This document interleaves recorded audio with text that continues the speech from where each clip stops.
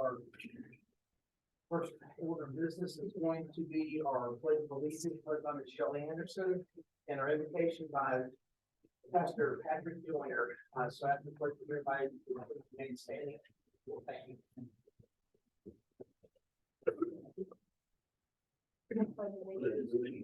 Flag of the United States of America, and to the republic which stands one nation under God, indivisible, with liberty and justice for all. On the Texas flag, I pledge allegiance to Texas, one state, under God.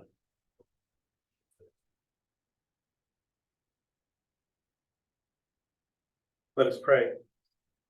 Almighty God, I come to you in the name of the Lord Jesus Christ. You are high and holy, but also fully involved in the affairs of the men, women, boys, and girls of Joshua, Texas. I ask you to grant insight and wisdom to these leaders.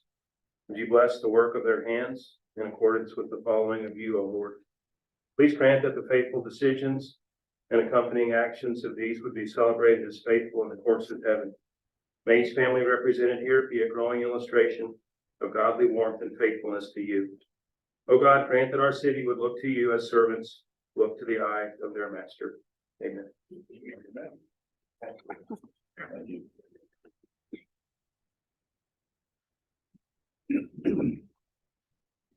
All right.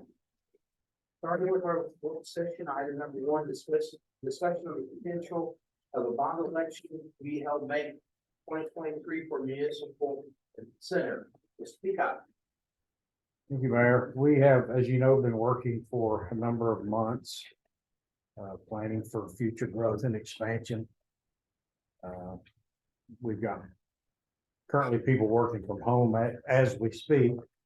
And so as we've gone through this process, we made a change, as you recall, in our direction with the firm because of the amount of money they were trying to lead us out to in the neighborhood of $26 million, which was, I believe, in way excess of where we need to be.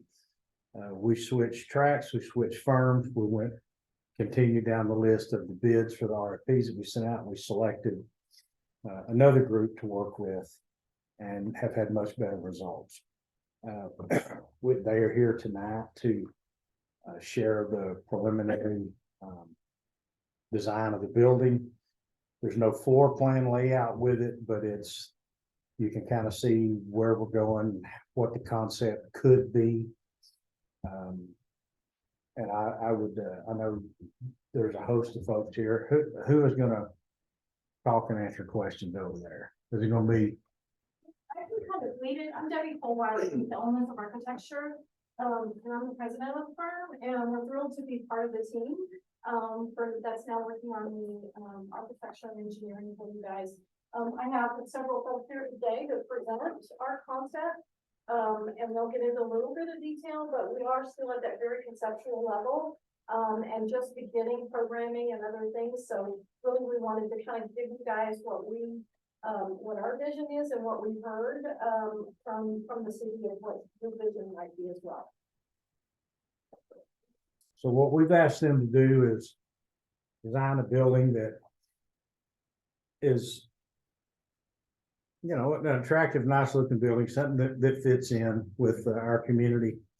We were not looking for something that was going to show up on the front page of Architectural Digest or whatever productions they have. And we asked them to do something that was workable, that worked for us with the space we needed, that allowed us growth for the next 20 years plus. And so I think that we've done that. We're looking at a pre-engineered metal building. It will be what the plan is, because of the slope of the property, actually a split level. When you drive in from the main entrance from Ramada, you'll see the first level of City Hall. Below that, you drive around to the backside for the parking. The police department entrance there will be basically below ground and below grade. which in essence would make it a kind of a split level story and a half, so to speak, but there'll be a big in-ground basement area. It's about 32,000 square feet total, lots of parking, as you'll see in the layout. And so I think there's some renderings also with that, are there not? You guys ready for us? I'm sorry? Ready for us? Yeah, go ahead. Screen too. Part of them as well, so you can. Come on, screen. Okay.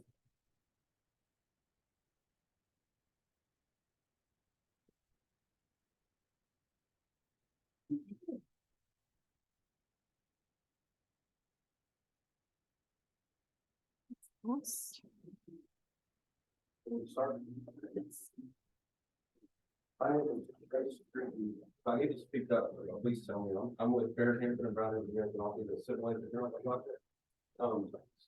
We had a lot of, to be honest with you, fun coming up with this concept design. The sloping site definitely presented some challenges. You've got about 25 feet of fall from Ramada Avenue over here until we get to the far side of the property on the east. So by doing this split level building that Mike mentioned, we're really hoping to trim down the site cost, the site construction cost on the project and work with the terrain and stuff. We're assuming that the majority of the public will come to the facility from Ramada Avenue to the north. So we wanted to bring the front of the building elevation up so that you're at the same grade, the same approximate elevation at Ramada.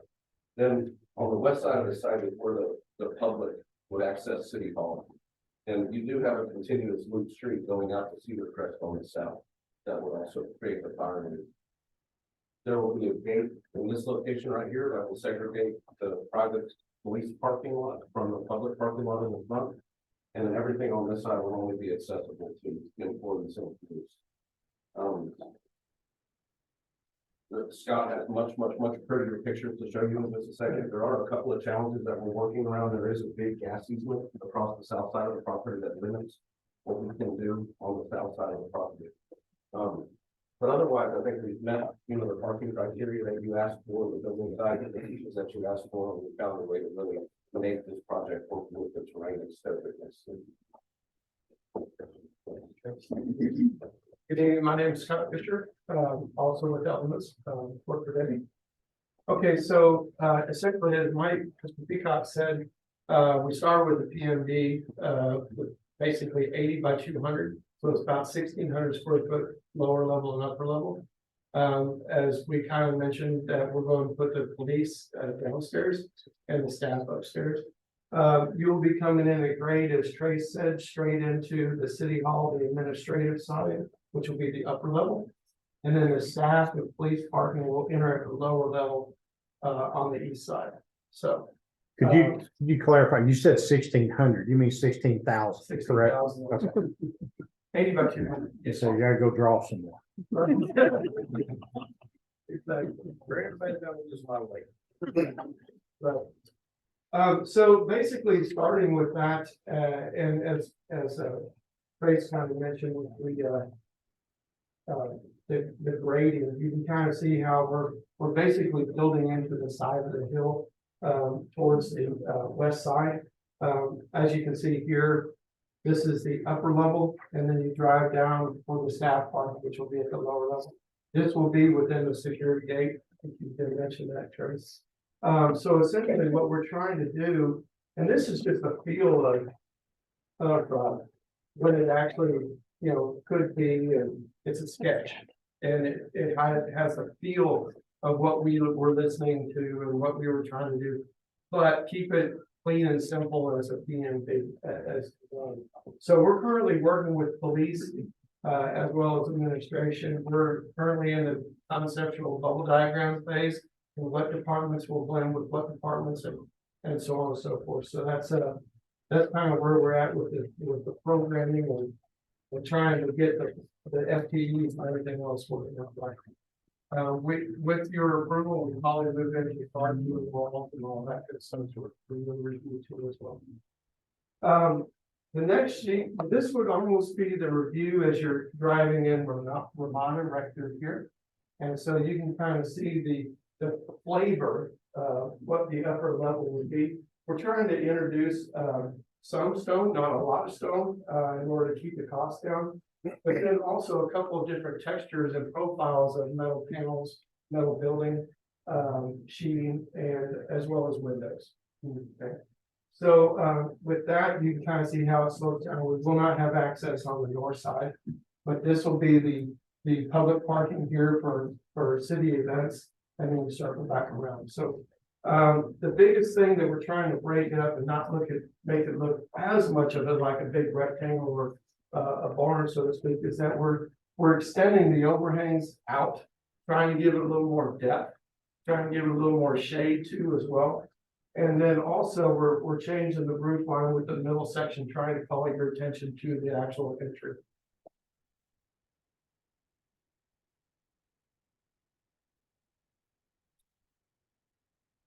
Okay, so the next one would be, as if you're standing in the easement on the southeast corner.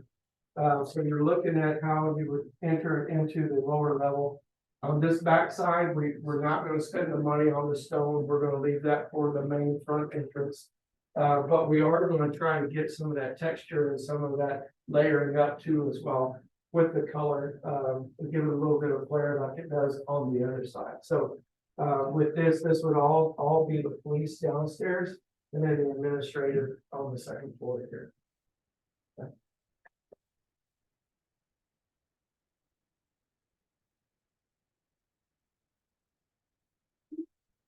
Quick question, will public access to the police station then be through City Hall? Right. And then down? Right. Okay. And then you would pop into the administrative area of the police department. You would be greeted upstairs, that's part of our program, so as you walk in, there will be police presence up there. In a welcoming type of reception desk, but then you will go down directly into police administration. Yeah. Okay. So, this view is of the northeast corner. So it's a little bit closer view of the flavor of the actual, lower level lot entrance and the staff and police entrance. You can kind of see here where we're starting to introduce, was it 48 covered spaces?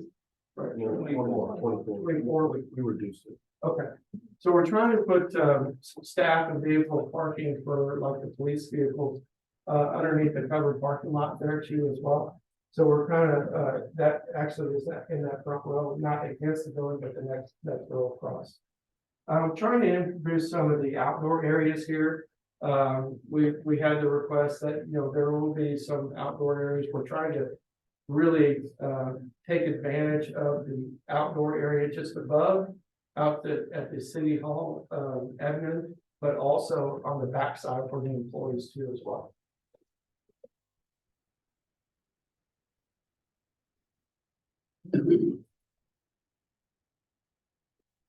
All right. And so this is Ramada here, but it's another look at the front entrance of the you can kind of see how the roof is kind of doing that. You can see also the covered parking in the rear.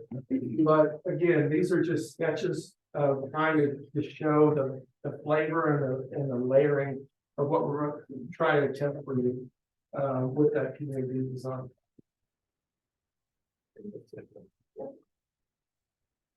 So with that, we can answer any questions. So what factors led you to, so there's not gonna be access from 174? No, TxDOT won't allow access to 174. Well, that answers that. And then, this is for you, was this group part of the original interviews that we did? I don't recall that name. No, the two that or the three that we brought in, the third one we excluded quickly. The second one, visiting with them they were hand in hand with the first ones.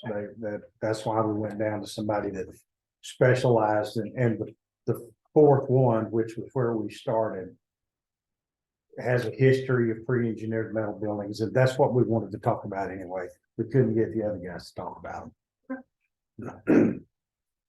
And I wanted to make sure, so Lewis is, with McElroy Falls, and they're actually the team lead. So it's a design build, and Jeff King, also with Falcon as, the contractor. So we're the designers working for them on their design build. One of the other reasons we reached out to them was, currently Jeff with Falcon, they're building the, new Meals on Wheels facility in Cleveland in Johnson County.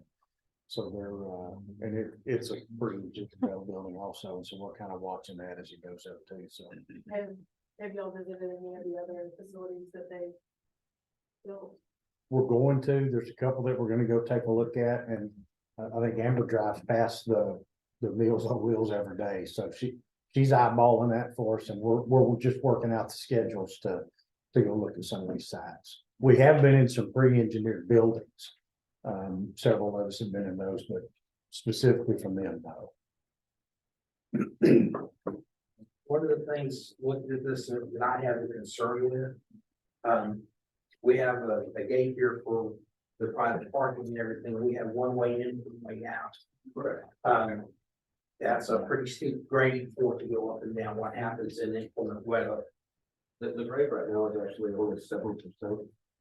We've done some more detailed modeling with the grading and that is well below fireline criteria by International Fire Code. So it's 7 vertical feet every 100 feet. So again, these renderings are sketches, as they said. But that grade won't be terribly steep. But and we do have, we can go back to the main site plan. The other concern that we have was obviously, we have to provide fire coverage in the back of the building. So the reason why these two radiuses are so big is because we have a 3-point turnaround for a fire vehicle, so that we still have fire coverage over there. So And we've also run this, Gage has already taken a look at this and mapped out. What he would like to see is the fire lanes, which I think we can do. The only thing I think we need to watch for is to make sure that we've got adequate clearance for this awning, just so that. So we don't get a truck hitting it trying to get turned around. We don't want them to back up the hill. And so I think we're gonna make it where they can just do that entire loop fire lane. And that way they've got plenty of access. We understand that police probably would like to have 2 entrances in and out, just in case, because we're limited with what we can do on 74, we just can't have another right there, for access. But Would it be possible to put something on the north side? Rather than north side? we would honestly have to get a lot of grace from the gas. We're already encroaching into their people pretty significantly. But That's on the south. You're talking about the north. That's in order to go around, which is why he's mentioning that. Okay. So, we just can't pull that building part of south to be able to get the road. Mayor? It's a true fire lane around this side of the building. I know it's a little bit hard to see, but this line right here represents the north edge of the gas. Yeah. And there is a big gas line. We're having some conversations with a couple of options down below us to get a secured gate that could be used as a backup, as another way to get out. I mean, even if it was for emergency access. Yeah, that's what we'd have an emergency. We keep it closed unless we need it out. How many parking spots on the front of the building? We got 36 in the front.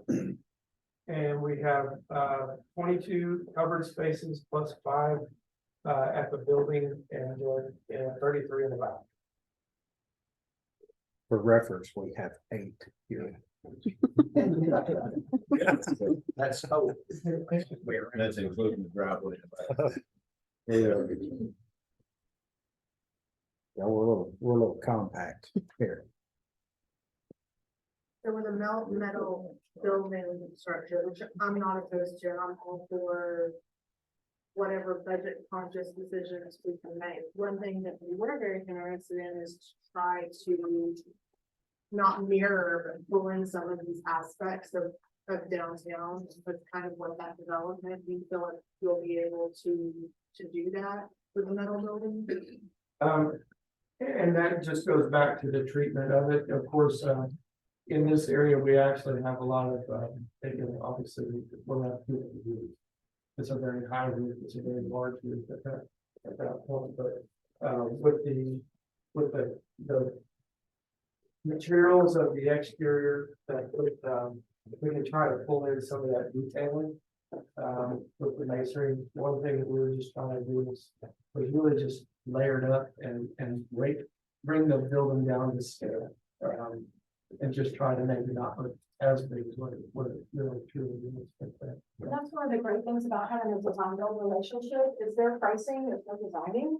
And so we're making sure that everything kind of stays in line. And there may be concessions that we have to make along the way in order to make sure we keep the budget where it needs to be. So those things will develop as we go along. You said some textures, I'm sorry, what kind of textures in, you know, something about in front and back besides this?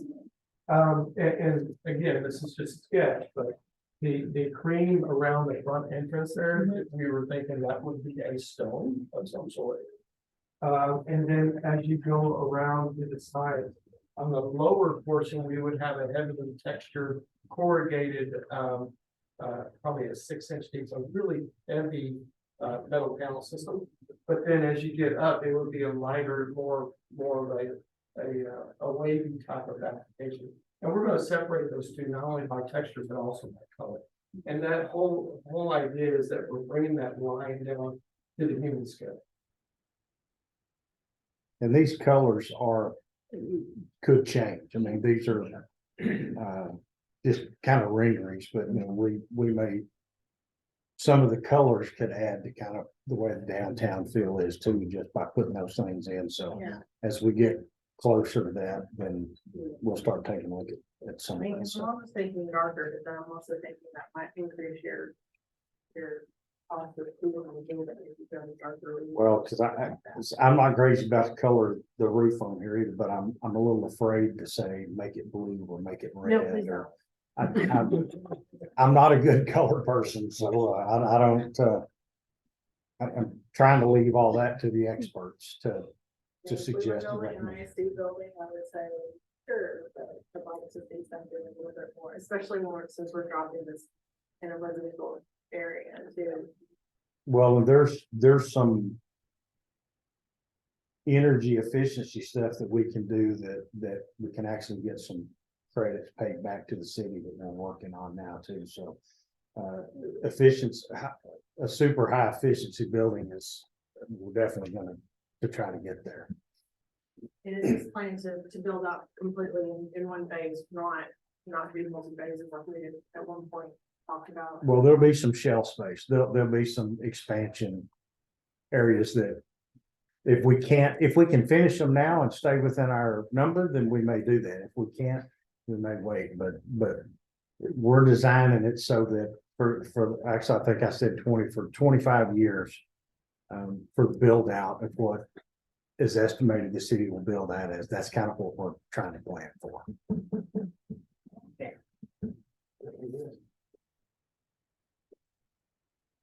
So I think they've done a great job on this stuff, especially in kind of a short period of time, because we've got this time frame to meet. And I know I'm sure spent many hours over the holidays working on this thing too. So I think it turned out very nice, very appreciative of what y'all have done. When we talk, they're hearing us. It's a very good collaboration so far. I'm very happy with it. From the construction side of it, once we finally say, yes, we're ready to go, what kind of time frame are you looking for construction? Right now, what we're looking at based on the information we have around 15 months. But we can improve on that, we will. But we're going to be a little bit conservative right now. Make sure we improve in that area. I'd rather you say longer than it could be short. But yeah, I was just kind of curious, once we actually started the construction, what kind of time frame we're doing.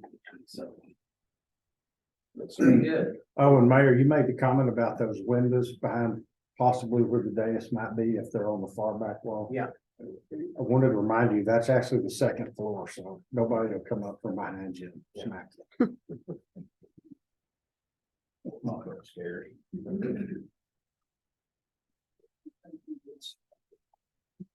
Well, I don't have anything else about that. We wanted to give y'all some information so that, as we get to where this comes up in the, on the agenda for action, you'll kind of have an idea of what we're looking at. Anybody else have any other questions? Thank you very much. Thank you. Looks very nice. Right. So next item on the work session. Well. Okay, that the discussion of potential of the bond election. Are we just going over that? Item number one on the work session. Okay, we doing that now, or we doing that later? No, that's what we just did. It's on, it's the There's an action. call and the election is actually in the body of the meeting. Okay. Item number two, review and discuss questions related to the budget. Anybody have any questions about the budget? Anything you want to point out, Mr. Peacock? We're in budget. Well within, things are going pretty well. I did tell y'all that I was gonna provide y'all kind of a memo of the mid-year amendments that will be coming in March. I didn't get it finished. There's a few last minute things that popped up that we're looking at getting in there. Based on some of the incidents that happened this week, so we're trying to put some numbers together very quickly to address some of those shortcomings. But what I'm gonna do is, as soon as I get it done, I'll get with Allison, we'll email that out to all of y'all, so you'll be able to see how it's gonna look. But probably first part of next week, I'll have it finished, so before midweek, you should have something to take a look at. No questions? Okay, item number three, discuss review the 2022 Gulfport Police Department racial profiling analysis. Chief Gelson. The report came back. We sent that out to the third party so they can analyze the numbers, and the report came back was pretty much in line with our demographic. There were no anomalies noted, we had no complaints in the racial profile, and it's provided by different members. And so that it was, in the housing, very fair for it. Thank you, sir. Okay, item number four, update on current city streetlights and future requests for streetlights. Now, this was something that came up at the last meeting, and we completed the Parks and Rec guys. We had few guys come in at night, drive the city and make a list of all the street lights that were out. We've got just over 250 street lights in the city and 126 guard lights. But the guard lights we do not pay for. The street lights we do. So we had, I believe, it's in here 40 lights that were out. And I've been getting steadily reports from Encore. Most of them were Encore. Probably 80% of them were Encore lights. And I get 4 or 5 emails a day that each one has its own service ticket. Those are all getting fixed. And United Co-op has fixed theirs. I'm told those have all been repaired. What we're also doing is I'm working with Allison. We're putting, we'll have something on our new website where they can actually not only request a street light, but we already linked to Encore, where they can report it being out. So that we're happy to do it for them, but they can do it themselves if they want to do that. But they'll also be able to go on and request a street light of the city, and then we can start our process of due diligence. So we can't go there, where are the easements, and is it Encore? We're dual certified, so we have some Encore and United Co-op. And then how those things look. And then once we find out if it's something we can do, then we have them come out, and there's usually not a cost to the city or the property owner to put it in. I think the first I think 150, 100 feet or so they cover, and it's almost never over that. So easements are usually the biggest issue. They have to have an easement to put it in, so those are things we work through. So most of them have been repaired now. The rest of them will be repaired forthcoming. They've all been reported, and hopefully that'll get us get the street light issue resolved.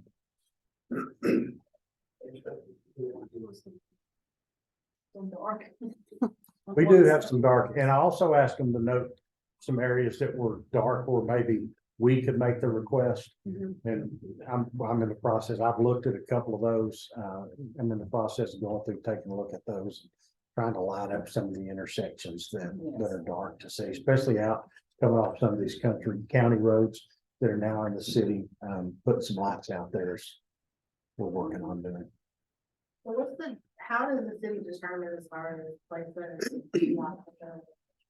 like in my development, which it has a HOA, it's new development, the decorative street lights, we're not talking about just the regular guard lights. Mhm. You know, I had asked the developer, you know, why they made the decision to leave the areas where like the mailbox lights or things, so it's completely dark. And, you know, as far as, they said, well, the city made the decision not to put a light there. Well, we don't choose where they go, they do. Nor do we choose where the mailboxes go, they do. But those are, if there's some of that out there, those are things we can take a look at. And usually those are pretty easy fixes. So if we need to come out and take a look at that area by the mailboxes, we can do that. It's just something that, you know, you think the mailbox area would be more. I'm right. They show where the lights are going. Am I correct? We don't tell them. So we tell them they have to have them, but they're drawn into the plans normally. But it's pretty easy to add those, especially where most of the infrastructure's in the ground out there. And so if there's street lights, they're already in there. They just have to go in there and tap into it. So it's usually not a big deal. Request to Public Works to have them look into that, or? Yeah, it would come to us in City Hall, and then usually I go out and look at them. If I can't, then I'll send Kristen or Vince, or we'll send somebody out to check. But the request comes in here, and then we start the paperwork and start working through it.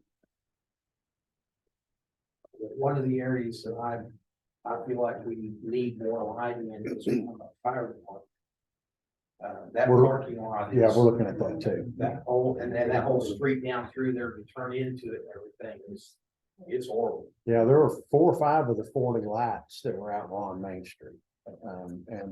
But we've talked to the chief, and Vince is looking at some options. Electricians have already been out. We're looking at addressing that. The part of the reason that it's not as well lit, and it sounds kind of corny, is that was one of the complaints that the residents around there, or not complaint, one of their concerns.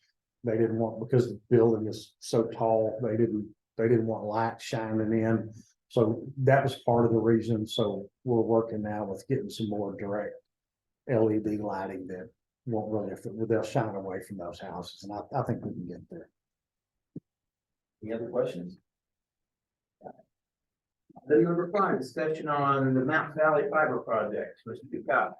So we've been working on ways to improve underserved areas and for internet access. And I think we learned during COVID, there were some areas of the city that internet access reliable is just not available.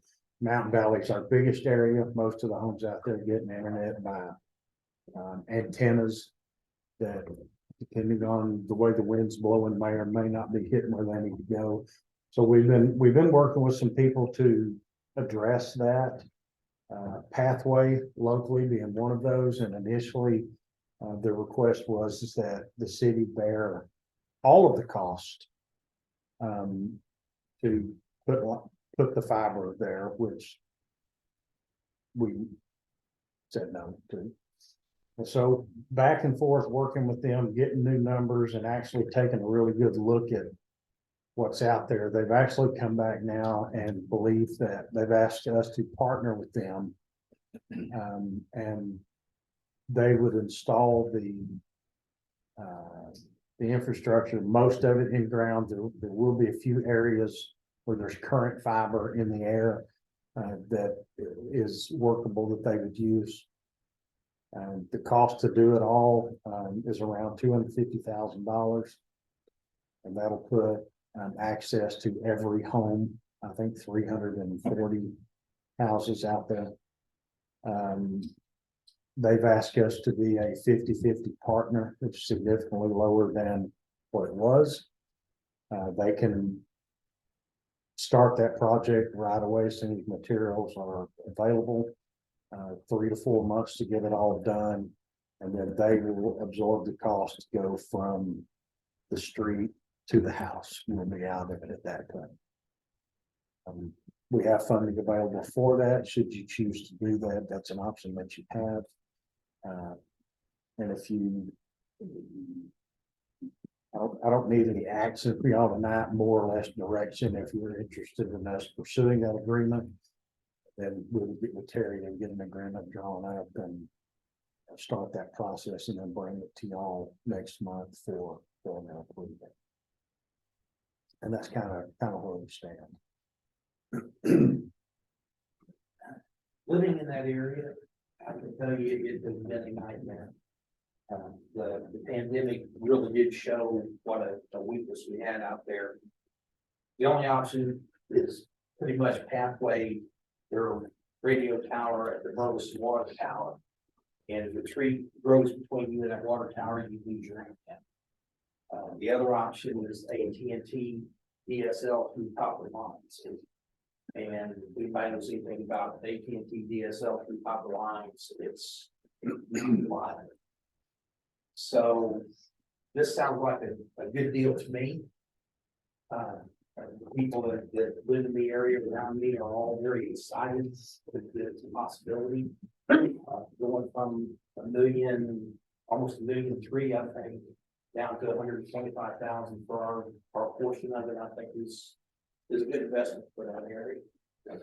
And once we get that done, then we can start looking at other areas of the city that might need that service as well. So, anybody else have anything to say? Previously, how the company that was gonna put a backbone in for fiber, is that gonna handle part of this? Well, there was a Mountain Valley portion that they would do. This would pretty much take that out. We are still talking with them about running fiber from the park, fire station, city hall, the dark fiber for the city. For our assets, we will still look at doing that. Just this leg of Mountain Valley, which preliminary numbers exceed that 125,000. So that's why I wanted to bring it to you. This is a better option for us. The difference is, and you can look at this both ways. The initial discussion was we could lease back that fiber to a company and get those funds back. This lets us get it done and keeps us out of the internet business. And quite honestly, I don't want to be in the internet business.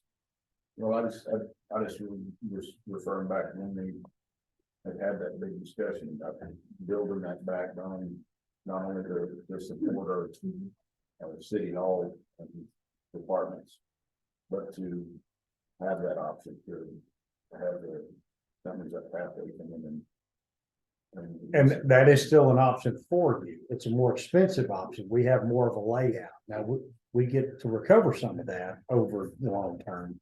I don't know how fast it will come in. I'm not sure how we predict that, but the first part of what they're talking about will be do the park and all that will all still be done through Total Verde, our IT contractor. This was a section of that proposal that here's an option that we can do right now with less funding outlay. Of course, we're not going to see a return on that. That's going to be money that, and it's federal money that we have that's one of the reasons things it's for is upgrading. And the reason I looked at this is the Council of Governments, when we sent all this data into them about underserved areas, I'm not sure how they came across it, but Tarrant County was included in 4 other counties in our region that they have classified as not underserved.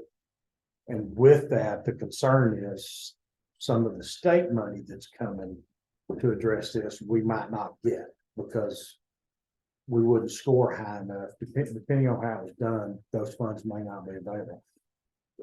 We sent stuff in to appeal that determination and asked that they take a look at specifically in Johnson County, but we sent the areas that were underserved. We haven't got a response back from them yet, and that work is all still in progress, but this just came up last week, and so, or maybe the week before last. And I wanted to make sure that you guys got a chance to hear about it, because it does seem like this might be the better option for us, and just to get it done, it gets us out of it. And we get those 340 residents up there. So is Pathway capable of doing this? Do they have a guarantee that of the reliability of the, you know? Oh, yeah, they have fiber in the It goes city. in. They have fiber in parts of the city now. Yeah, my previous address, I had filed it through Pathway, and the only thing, the only thing that I've had that was better was ECS. And honestly, I can't say really good. I never had any issues. Whenever I had their DSL, it was not as reliable. Yeah, we have it here too. Pathways here. And I have it at my house, and it's, I've just heard a lot of people having issues with Pathway. They were wireless.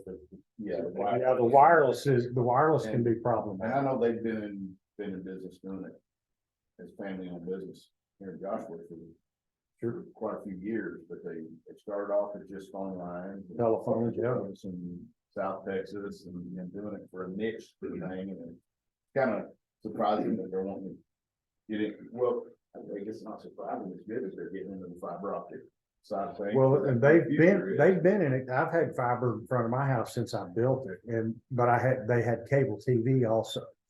Yeah. They've shut that down. It was a losing proposition and very problematic.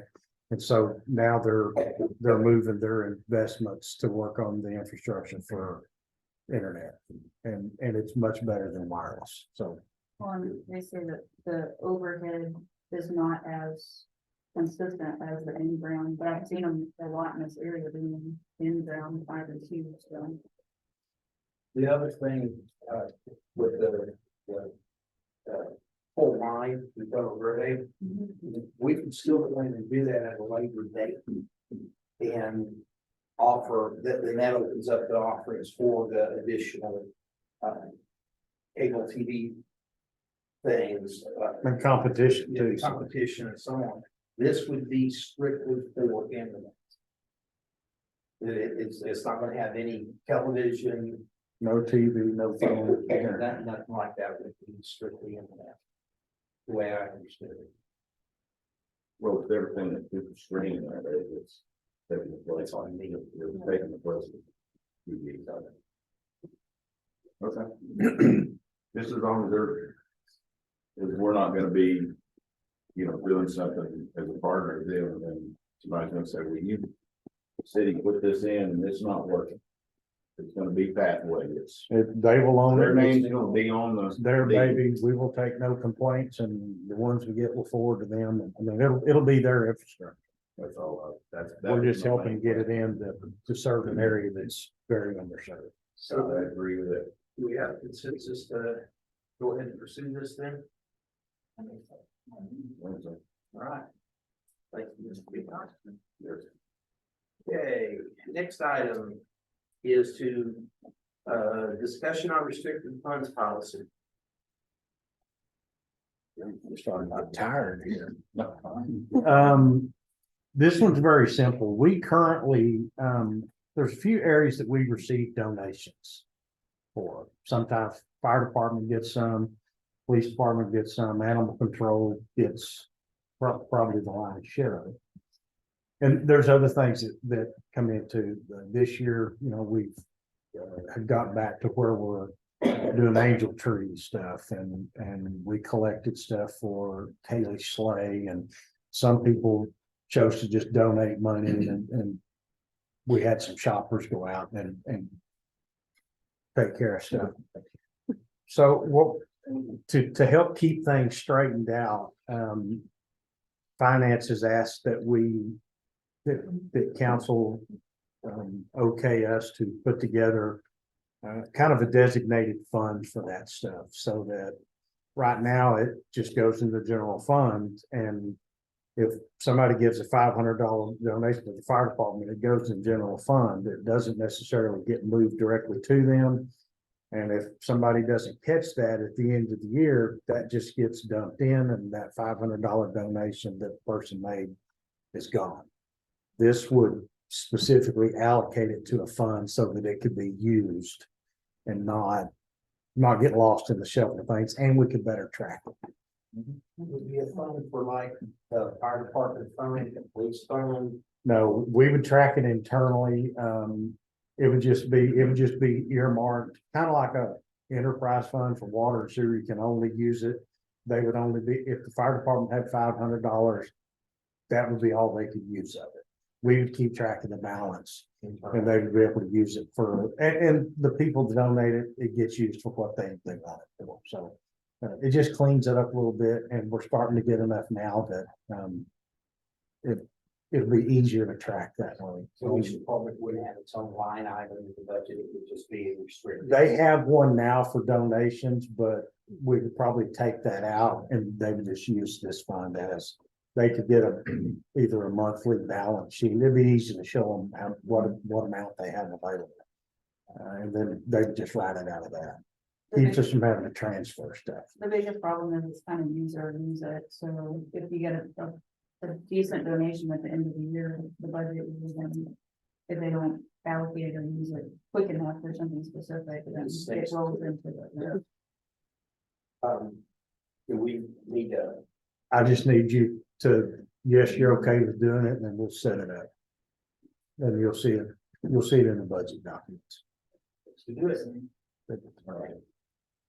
Okay, item number 7, discussion on parkland and park master plan. We have a draft before you from Grant Works. They've done it. There's a few things in here that we're gonna have them change. But I think have really done a good job of putting this together.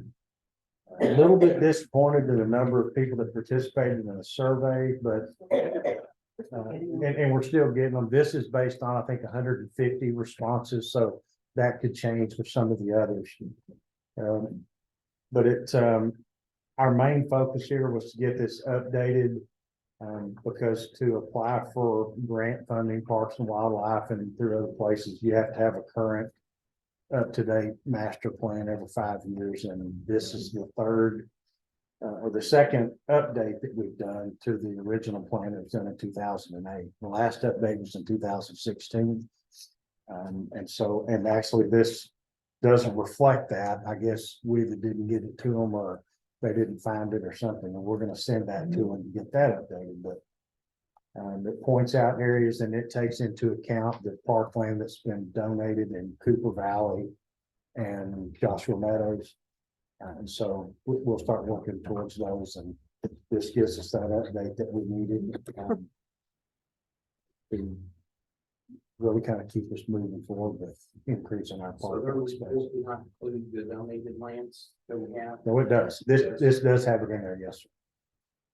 And then we'll use, the survey will help determine what goes in those areas. And then I'm also, I think in-house, we're gonna do targeted surveys of Cooper Valley, of Joshua Meadows, to see what those residents that are within a few blocks, it'll be the primary users, amenities they would like to see them. And so we'll do that, and then based on those, figure out how we build those out. Any questions? Okay, number 8, discussion on traffic issues at Extra Street in Cooper Valley. Yes. So, last month, one council member inquired about, maybe straightening out the intersection. There's kind of a little dog leg at Henderson and Cooper. Been that way forever. So we took a look at that and asked, we talked to Steve, the city's engineer. And he provided us a rendering of what he would suggest. It would require us to obtain some right of way from the resident there, that piece of property on the right where that is, to put that turn, the little curve in there. I think about a 0.16 acre right of way from them. If that was something that they had an interest in doing, we have not spoken with them. I wanted to find out if this is kind of what you were looking for, if this kind of meets, if you want us to take a look at this and move forward. Where we can have the conversation with them about right of way and then get some cost estimates put together. And no homes would be affected in this, it's just the property itself. No homes, just a little bit of property on this one. This is about a 3-acre parcel on this corner here. The house, you can see the driveways coming in here. The house is actually a little farther back. So it wouldn't affect anybody's house. And we would just, probably just take that little part of Henderson and just take that out. Grass it and just realign the street really is all it is. We still have to check on, is there water utilities there? We're not gonna be deep enough to make much of a difference to those, but we need to know where they are. I think that on Henderson here, the water and sewer are actually in the roadway. Those per se wouldn't have to be moved. We just couldn't abandon that property because of those easements would be in there. So we would just cover it up in grass and leave it. And actually, I do think there is a utility pole that would have to be moved in that intersection. Yeah, we did identify that, so that would have to be moved, and that's usually not our. I'm sorry. There could be. I think there's a phone box somewhere over there. I hadn't got down there and looked at it physically, but usually those are not a big deal to slide over. I know once it gets into the actual engineering stage, it would probably change somewhat from what's this drawing here, but just a concern would be to make sure that it's not too severe of a turn to the left. Go back down Cooper, for the width wide for school buses and things like that, make that curve. Yeah, they actually have a traffic software that they would put to this. Put some analysis to it. Yeah, and it'll show them all that. It'll do the analysis for bus traffic. That's exactly what I was thinking. Yeah, so we still have some, if you're interested in moving forward, then, the next step would be to take a look at what utilities need to be relocated, what those kind of expenses would be. And then we would have them do up a rough estimate, and if we move forward, then we'd start with engineering. And we would engineer it, we'd put it out to bid. It's not something we can do in the house, I don't think. So we'd probably have to bid it just to be safe. And See if the landowner Yeah. willing to let you. yeah, obviously that would be the deal is if they're will say, yeah, we're fine with realigning it. And There's there's big okay. oak trees there to contend there. Yeah, that's another thing too that we need to take a look at. But last I saw those oak trees were looking pretty weak on that street front there. They out on the edge, they were old and some of them have been dead in the middle of them. No, that's exactly what I was looking at. How much of their property? 0.16 of an acre.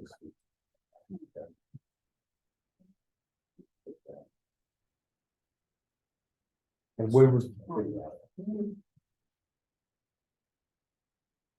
So I don't, like I said, we've not had a conversation with them based on what you tell me here tonight, then. I mean, you would like to sweeten it by fixing their driveway up and their entrance to it. Yeah, I mean, it may be, I'm sure they're gonna want something for their inconvenience, which I get, I understand. I had to give part of my land up to straighten Stadium Drive or widen Stadium Drive. I donated part of my land on the side of my property to make the stadium be able to be wide enough. We got from Meadows to get in and they built my fence back, all the way from corner to corner. So things like that, Yeah, I mean, obviously anything that we took down, there's no fence across here, but we'd certainly make them whole with whatever we did. So, any more questions? Okay, do we have a consensus to go ahead and move forward with it? I'd like to see it. Here's what the investigators said, no. What's there, Here, these are those. how they feel, and how they're going to do it, stuff like that. Okay, I'd like for you to start there. yeah, I will. I'll give it, I mean, if they say absolutely not, then, we're done. So I think that would be, but I've made no contact with them, but we'll do that next week. We'll get in touch with them and see how they feel about it. Okay. All right, next item, updates from mayor and council. Members of staff, anything that's going on this month? Anybody have anything they want to share? That's cash. That's good. Process. We did retain our Joshua representation on the JSA board. Congratulations. And 30,000.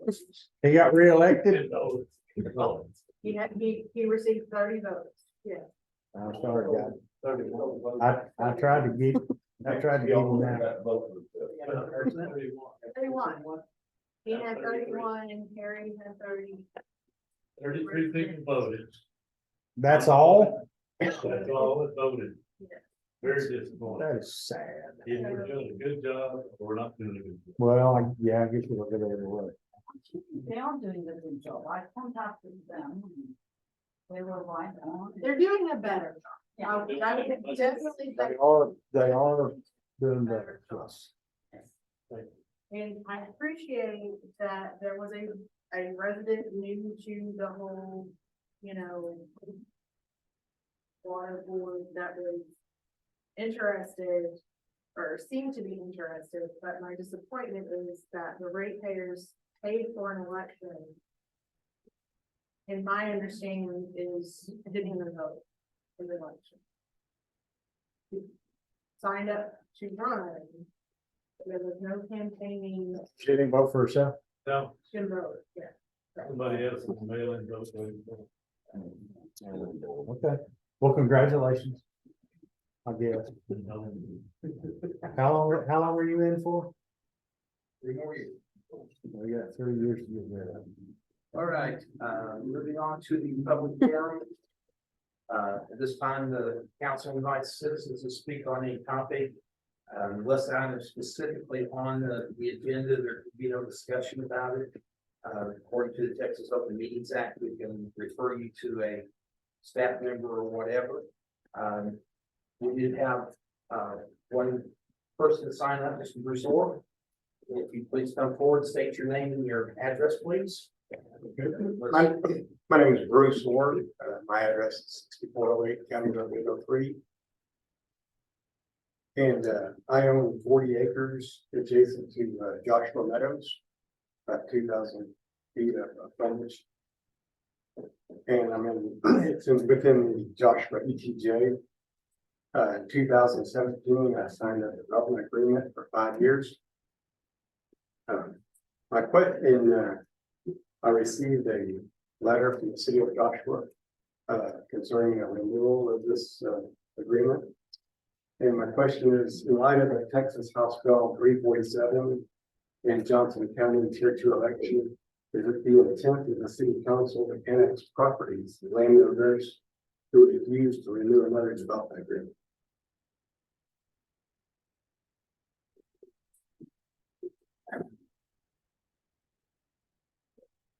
Let me jump in there.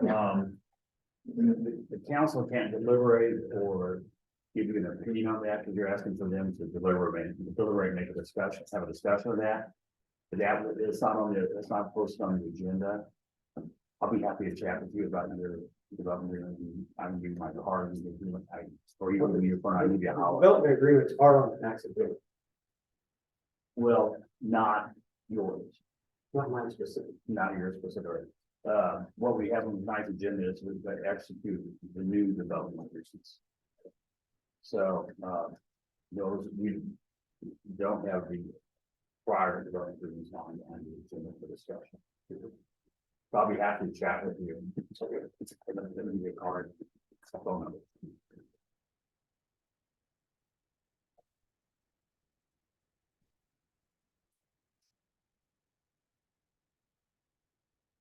You want to donate it for a park and the name of that.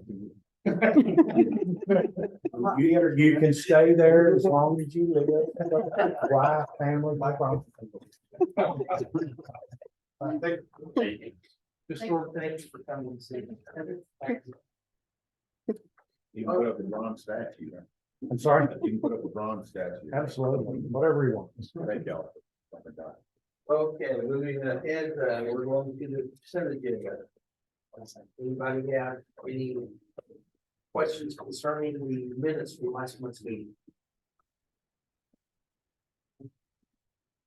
I'll entertain a motion. We accept the minutes from the last month's meeting as stated. Okay, we have a motion by Merle, seconded by Mike, to approve the minutes as stated. Is there any discussion? All those in favor? Unanimous. And moving on to the regular agenda, item number 1. Discuss, consider and possible action on ordinance calling a bond election to be held in the city of Joshua, Texas, making provisions for the conduct of an election and resolving other matters incident and related to such elections. Mr. Peacock, Ms. Holiday. Let me get this one. Yep. I'm tired. The approval of the ordinance calls for a special election for citizens to determine whether the council shall be authorized to issue bonds and not to exceed $15 million for a city hall complex, including a police station. The funds may only be spent on the approved project if the bond is passed, which means it has to be the city hall complex, including the police department. Also, if the bond is passed in May, the city council is under no obligation to issue debt. The voters are only authorizing the issuance, not requiring it. The election will be the same time as the general and the other special election, May 6th. Early voting starts April 24th and ends May 2nd. Do we have a presentation from the We, bond? we do have Andrew Friedman, who's our, a bond agency. Good evening, everybody. Andrew Friedman with Samco Capital Markets, financial advisor to the city. Your bond council drafted the ordinance before you all. Ms. Holloway did an excellent job of summarizing the action you're taking here tonight for a May 6th election. I believe you all have discussed to this point already, the plan, should this be approved and you all want to proceed with constructing this, would lead to a bond sale this summer before adopting your tax rate. In a similar manner to how we sold tax notes last year before you adopted your tax rate, assuming the project is ready to move forward, that would be the time frame that you would actually go through with the financing, the projected impact, roughly 6 cents on the tax rate to pay for the full amount of the projects. If the want to borrow less, we want to borrow this over multiple years, which doesn't really fit the scope of the project. You're certainly able to do that. This is authorizing you to borrow up to $15 million. If you need to borrow 14, certainly do that. Borrow the amount that we need. That number is based on the budgeting that you all already performed in consultation with the professionals that are designing that building. So I'm happy to answer any and all questions that you have. Again, we're looking at a 20-year fixed rate financing to pay for this building. Should the voters move it in May. What interest rate are we? Great question. We've been running numbers of 4.5%. I sold 2 different, very similar credits to you all on Tuesday night of this week at roughly 3.6%. I want to build some cushion in there because we don't know what the interest rates are going to do over the next couple of months. But we're basically where we were this time last year. And I only know that because I went and looked at prior bond sales from a year ago earlier this week. So we've seen interest rates go up quite a bit in 2022. We saw them come down a bit over the last month. Anybody's guess where interest rates are going from here. The Fed still fighting inflation, which is still north of 5%. Labor market numbers are still strong. So I expect we'll continue to see interest rates rise. we probably run numbers conservatively at this point. So we're within the thresholds. Any questions? I know we've talked about this a couple of times and talked about some other things and running them together. Was that always our intention for it to be on this May election? Yes. Okay. And do we know if there are any other entities in the community that are planning to attempt the bond election? There's none here. The Godly ISD is planning one. I was reading in the paper today, but it's, I mean, not here. As far as I know, the school doesn't have one. I don't know. I'm not aware of any other. I mean, it would be us from the school, I think would be it. Just know that would definitely impact people's opinions on it. I think we've been very mindful of our financial planning of this. I'm very proud to be able to speak towards this, but we get too much discussion, it's asking, it's all the same. And so we kind of. Well, and we did visit with the school about to make sure that, to see what their plans were for their, their bond, last year was defeated. Right. And so we wanted to stay away from, there was a lot of organized opposition because of some things that went on. We didn't want to get into all that controversy. We wanted to pick a time where we could stand alone, let it be judged on the merit. And yeah, and I think that's what we had. Godly, I don't know about any other in the county. I know Godly's planning one. And I think it is for May. And I think it's that it's the school district and it's a big one. But it won't And we're affect us. still planning on having assistance in the communication of our message to the community. Yes. We will provide factual documentation out to everybody. And then the police department will, the alumni association is going to help do some, we'll work with them through the PD and help get the message out and answer questions and stuff like that. Anyone else have any questions? Okay, without objection, I'm going to call for recess and go into executive session. I've got a couple of questions that we need to discuss with our attorney. And anybody object? Okay, we're going to be recess at 7:38. Right back. Thank you. You're very welcome. Okay, so. If I have any other questions about the bond election? I am open for a motion. Make a motion that we call for a bond election to be held in the city of Joshua with the provisions for the conduct of an election resolving, wait, what? Yeah, is that the right one? Yeah. No, yeah. I thought I was looking at the wrong one. You got it, Shelley. Thank you. Okay, so we have a motion by Shelley. And a second by Merle. Sorry, you will beat to it. To call a bond election on May 6th of 2023. And all the things that go along with that. Is there any discussion? All those in favor? Unanimous. You're very well. Andrew, I'm sorry. Hang on back to my Oh.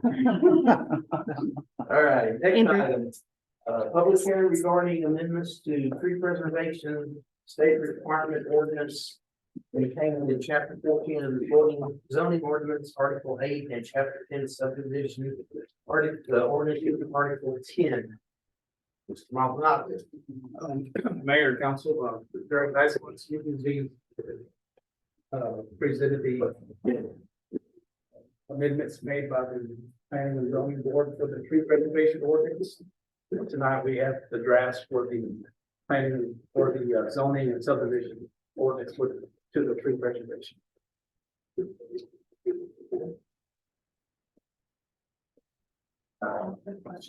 We're in a public hearing. So is there anyone for, against, rebuttals? Okay, we'll close the public hearing. All right. Moving on, to item 3, we'll discuss consider and possible action concerning the tree preservation ordinance. Now, you Guys, wait your turn. Sorry, you got late. It's hard. Need a little red light. Okay, my question was about the approved tree list.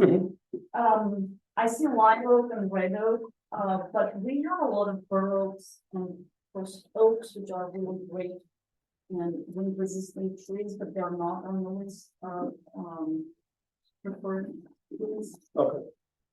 We can add Is it. there a reason why not? Because the subdivision I live, we have a lot of bur oaks and, you know, they're beautiful, nice big trees. Yeah, we can add it. Can we add that list before I put it in a motion? Let me say one thing, in our ordinance, we refer back to the protected tree list in the zoning ordinance. We'd have to bring back an amendment to the zoning ordinance to add a tree to the tree list. We just reference in both the subdivision ordinance tonight and the zoning ordinance tonight, we reference back to the tree list. So, I mean, it wouldn't be a big deal, we could do that. It's just that it wouldn't be in the ordinance tonight, we wait till the next meeting and add bur oak as a. We just table it tonight? I think we can go ahead and- We would do it, just change the protected tree list Yes. in another part of the zoning ordinance. If you Google oak trees, there are 600 species, you know, and so in North Texas, that's what it says. So if they run into these trees, Maybe you should just. that's what I'm saying, can you specify just in generalization, oak, Well, you know? let me just say, whatever we do with the protected tree list would have to be a separate matter. So tonight, we're adopting, if we approve it, we'd be adopting a zoning ordinance and a subdivision ordinance that would refer to the protected tree list. Once, if we go back and then amend the protected tree list, these ordinances are fine. Does that have to go through P and Z? He is in council because it's in the zoning ordinance. Okay, so go through P and Z public hearing Right.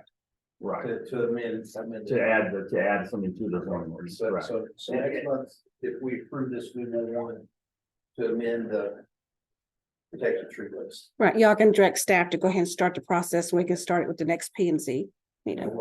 And we just need to find out what, I heard there are 600 types of oak trees, like, Well, it says there's 600 species alone in North Texas of the oak tree.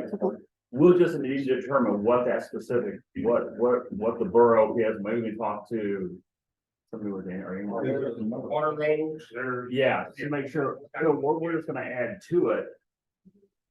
And we know for a fact it's not included in the protected tree list. There's no. Right. Well, okay.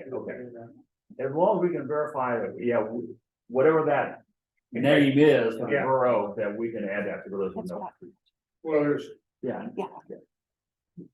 got chinkapin, live oak, red oak. That's it, on the big tree, independent. But. You know, bur oak. And the water is. more general? Okay, guys, we're kind of getting down a rabbit path here. What we're really talking about tonight is just the ordinance to have a protected tree list. Okay? Am I correct? Well, we refer back to the existing protected tree list. If we want to add a type of tree to that list, we just need to go back and amend that list. So next month, we'll go through the process of amending the list of the. We can prepare an ordinance without any problem at all. We just need to make sure, you know, whatever a bur oak is and have discussion. As long as we specify oaks in generalization, so we don't run up against that from some developer. Yeah, I'm just saying, I need to refer to somebody who knows about trees, and I don't. So getting back to the motion then, yeah, we have a motion to, have an ordinance amending the tree preservation section in chapter 14, the zoning ordinance, article 8, and chapter 10, of the subdivision ordinance Article 10. That is the motion on the table. Any more discussion? Wait a second. You did. On this tree order? No. No, sir. No, I don't think we got a motion.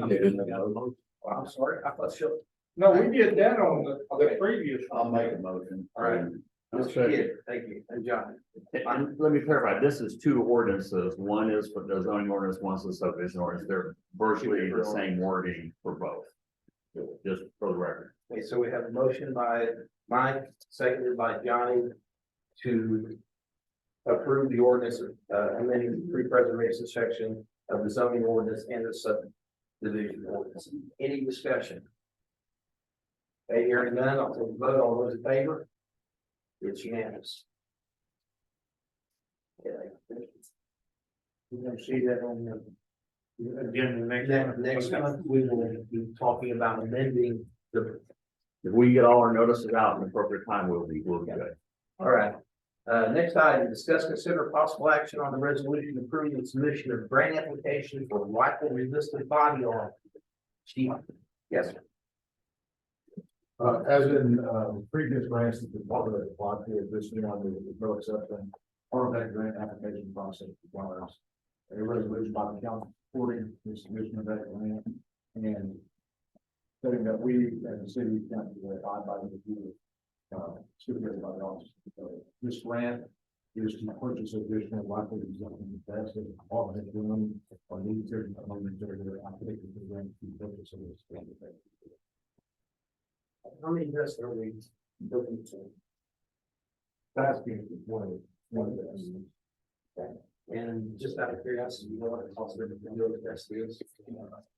Yes, they're more than $1,000. It's $4,500. Planes, plus the carrier. Okay. We might have any. What do we have currently? What did we currently put in? I think there's 6 of them. Those were shields. Those But they were the. That's the cheapest over here. Yeah, okay. This would provide a rifle, we all wear body armor. This body armor is not something like it. No, I agree. So what we're doing is we're trying to purchase a rifle existing test per officer. You know, we go over the top and put the all in there. We'll have a shield per vehicle, but if more officers can get a shield, it's going to scene of the situation. But not everybody's gonna have the protection of a ballistic shield. I'm talking, well, this was purchased, and I'm just asking, okay, the one that we purchased, what, 2 years ago, 3 years ago? I thought that would stop it up to a 50 caliber. And we do have those, but those are in the vehicle, it's one per vehicle, it doesn't cover every. Okay, so these will cover Right, okay. And it's a grant from the state. All right, any more questions? Mayor, I move a resolution approving the submission of grant application for rifle resistant body armor grant program. Okay. We have a motion by Johnny, seconded by Angela to approve the resolution approving the submission of the grant application for rifle resistant body armor grant program. Any more discussion? All those in favor? Unanimous. Okay, item number 5, discuss, consider and possible action on approving development agreements signed by property owners and authorize city manager to sign all necessary documents. Ms. Halliday. Yes, sir. This item includes 17 development agreements that property owners have approved. Each agreement is the same, will not expire to 2042. Also, the agreements are actually renewing previously ones that was approved in 2018. Okay, any questions? How many currently gonna be done by? I want to say about 35 out of 103.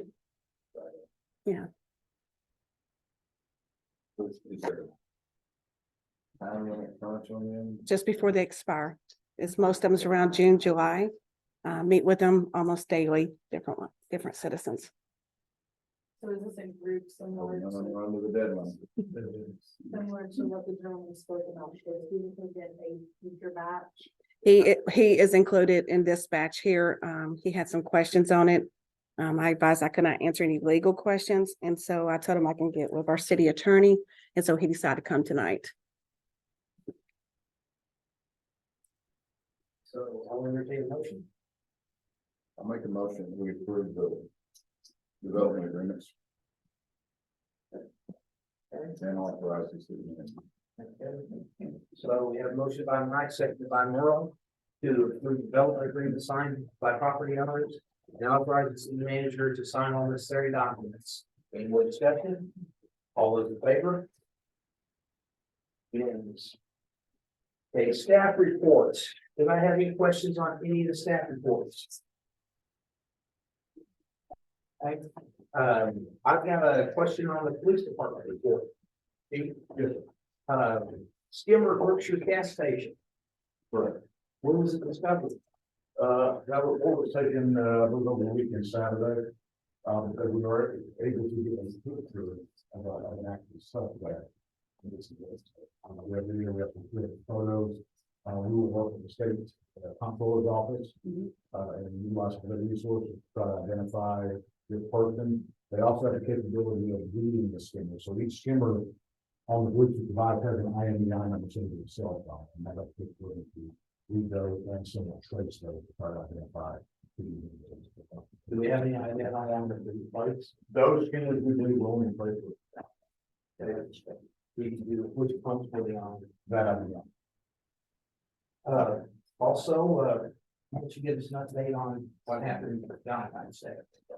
A very, very general overview. Officers, had overheard some radio traffic, on Tuesday in the school at 9 o'clock in high school. The officers, took it upon themselves to respond. They were there within a minute. Went into the school to assist the ISD officers. While that was going on, additional radio traffic was heard indicating that there was a possible shot fired inside the school in the classroom. There was an additional report from a student to a parent that a handgun was a male student was in possession of a handgun inside a classroom. We overheard that radio traffic. Myself, Lieutenant Fuller, Sergeant Wright, Sergeant Lee, Detective O'Fern immediately responded. Access was made to the school. That information put this to a specific classroom. They all responded while we gathered intelligence. Once we determined, or fairly certain that there was no active threat, we began a systematic process of putting classrooms and certain students moving into a separate location. Conducted a secondary search to determine there was no threat. Students were brought back into their classrooms, and then an early release process was initiated. So that's kind of one down. How many separate agencies were involved? Command was set up shortly after our arrival, and we did request assistance primarily from Burleson and the county and sheriff's department. When a call like that goes out, it's much more than that. So King Police Department responded, Texas DPS group responded, Gangwood responded, constables responded. There was contact to dispatch by federal agencies as well. And so what you saw was a very much a unified response from multiple agencies. So you said that Joshua Police Department responded because you overheard the communication. You were not contacted by the ISD Police Department. That is correct. And so, and I will preface this, if I would. Next week, there will be an after action review, very formal one to discuss this incident. The positives and negatives of what we proved, and so I don't want to step into that or. No, and I agree. speak out of that. I agree. But the radio traffic was just overheard. The radio traffic amongst officers on campus, and those our officers that were hearing it again, self-initiated that response. And then through additional radio traffic that we were monitoring on our radios, necessitated our response. No one called back on that, correct? Not initially. I believe you had a good idea.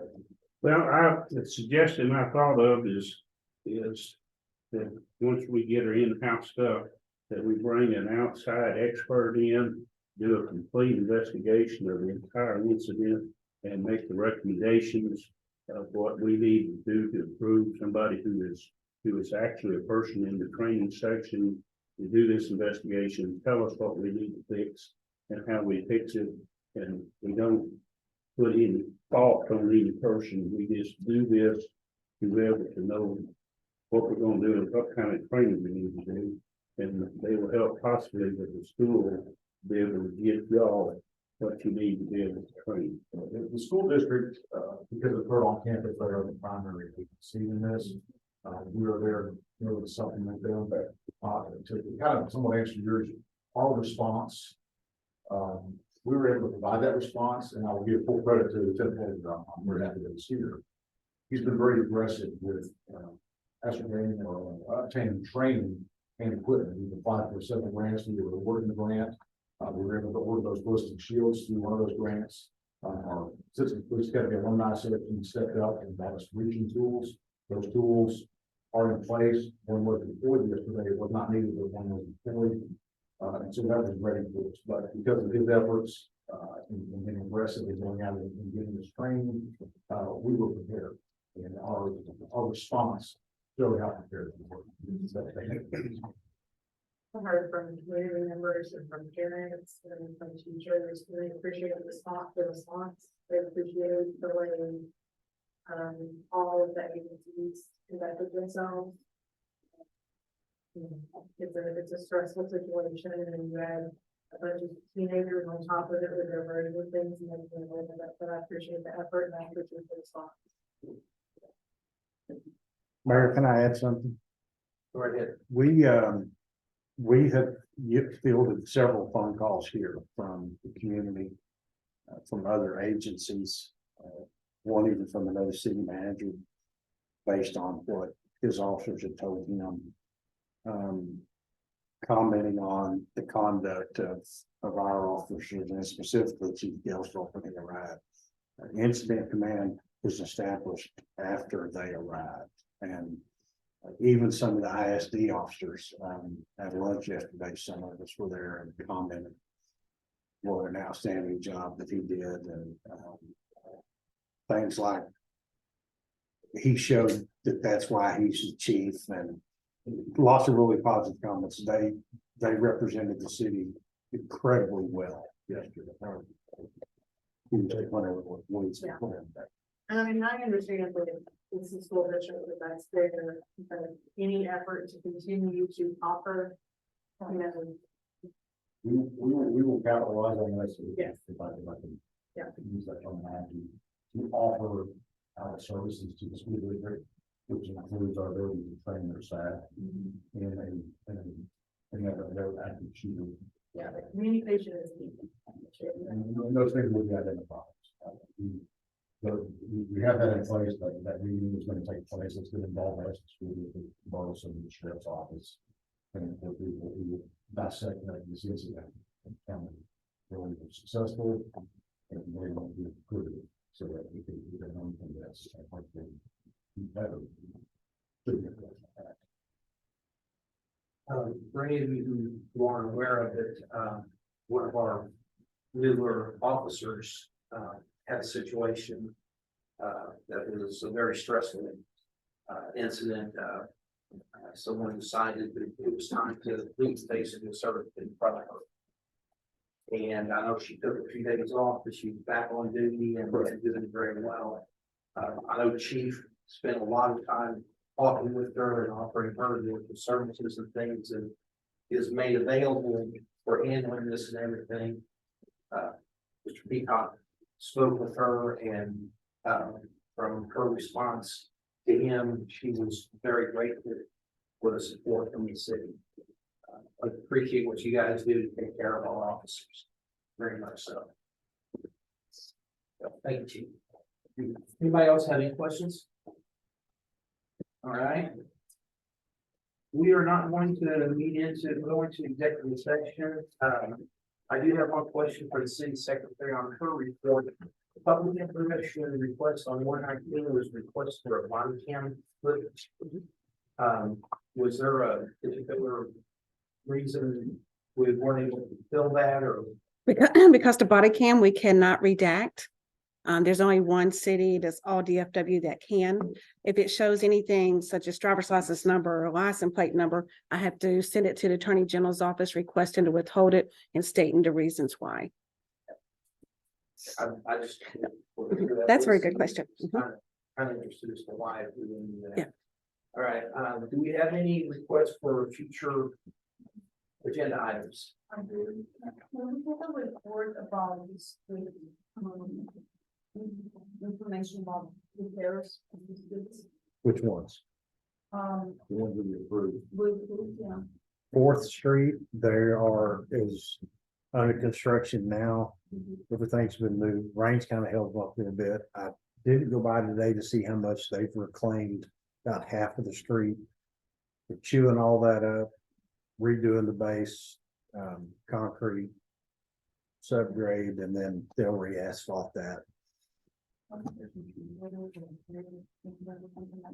Yeah, there was a few changes that we had to put in and do because of some work to go along with moving some water lines and stuff. Didn't really amount to a whole lot, but we should start see those roads paving. I would say in the next week or 10 days or so, weather permitting. As long as the weather's, the asphalt's got to be a certain temperature before you can. If it gets too cold, you can't lay it. But then Santa Fe or Caddo is about in the same boat. They're going to start doing some repairs. They're mobilized. They're here. So it'll be in the next, I'd say, couple of weeks. Those two projects should be. Say that, right? We're 10 months into something that should have taken 45 days. Just because they've just both been snake bit, and that's unfortunate, but that's the way it is. So I'm hoping they'll be done. And then there's the water line is coming down Main Street. I was also notified today from Jay said they're going to be replacing a couple 100 feet of sewer line. Actually, I think more than that on Main Street. How much? 700. Okay, yeah, it's for a couple of blocks worth.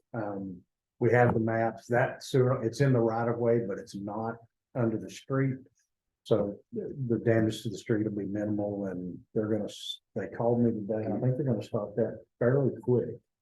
So that project will be ongoing. So Main Street's gonna be a little rough for, the next few weeks, but.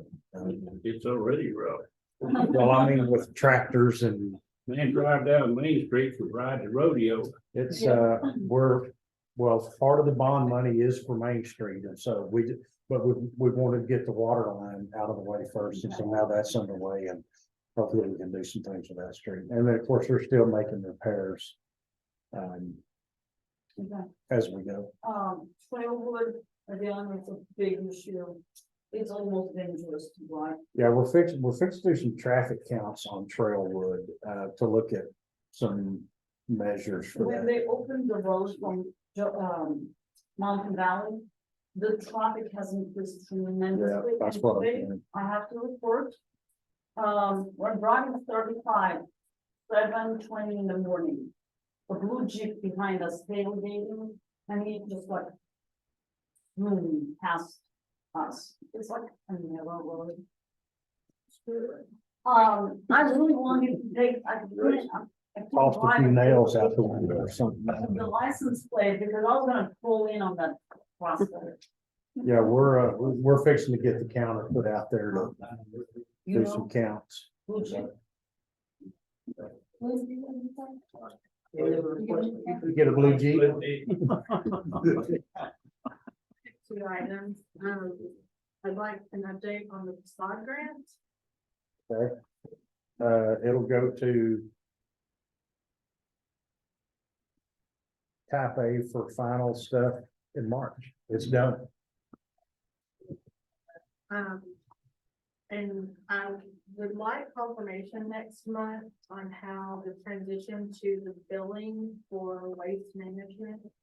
That we've confirmed that any auto billing or auto pay to the city has been stopped.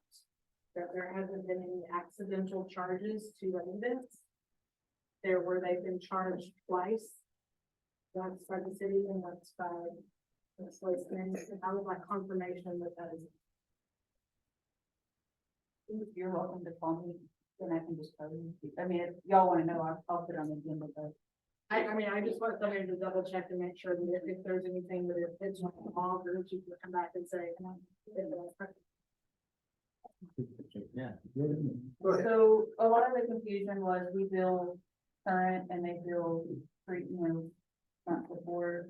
So it may have appeared that they were double billing because they had a bill that was somewhat close together. And then we had an issue with FundView. Apparently there's an auto feature on the billing that sent out that bill, but it took them almost a week to reverse it all. So there were a few people that paid, but we'll just have to refund it. We sent out 39 months. So there was, so I've had many conversations with FundView about y'all should not have allowed this to happen, and thank goodness Angela caught it before it went to print. Just clearly, so, as of right now, everything should be complete. My neighbors who pay their garbage bills timely were upset. I wouldn't. So, you know, that unfortunately that, nobody, we always get our bills done on time, so we've never had it not processed by us, and apparently there's some type of feature. I was actually on the phone with them again today because I was not happy with it. But so, they've called me multiple times, just checking in and letting me know where the process was, because it, it took them over a week to somehow or another to reverse that within the system. Thank you. Any other questions? Okay, then at 8:19, we'll adjourn.